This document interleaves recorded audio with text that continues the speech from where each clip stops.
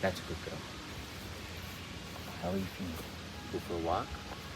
You want to go for a walk or a car ride? Maybe we'll go for a walk today. Okay. That's a good girl. I'm telling her to wait, you know?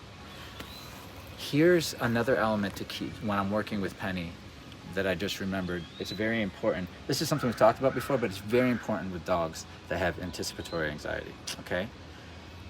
When I have her out and I'm working her, I want to release some stress off from her by having her believe that these words like commands and releases aren't gonna just come out of nowhere, right? I will say your name, we will have eye contact, there'll be a moment of pause as we connect, and then I'll speak to you. And then I'll say, break, the release word, or I'll give a command, right?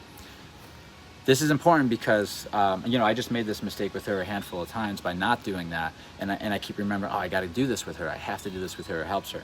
Because from her perspective, she's waiting for that release, or she's waiting for you to say, for something, right? Or a command could come out of anywhere, right?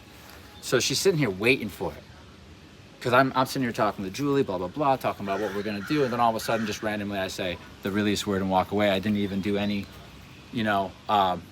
eye contact with her or anything. And so for a dog like this, who's waiting for the next thing, it could come at any second. We take the stress off. We're saying I'm not going to speak, I'm not going to release you until, or give you a command while you're just laying there until I say your name, you look at me, and then we'll have a conversation. We'll have an exchange, right? If I say, Julie, she'll say yes, and then I'll say what I need to say. Rather than me just randomly saying, coffee, or whatever. It's not going to come out of nowhere, and that'll just take another layer of stress off. It's very important with the anticipation stuff because that's where her stress is coming. She's anticipating the next thing, right? Good girl. Look at you. And she's using her coping skills right now. She's doing a beautiful job at it. But I'm going to teach her right now, and as I live with her, that I'm going to say her name in a situation like this first. We're going to look at each other, and then I'm going to release you. So you know it's not going to come out of anywhere. Because if you notice, if I do just have it come out of nowhere, as I walk around, she might think now is the time that he's about to say the word. And, because I'll literally, if I'm not in training mode, I'll literally just walk away and say break without even looking at the dog. You know what I mean? And so she's like trying to read, when is it coming? Okay? I hope that makes sense.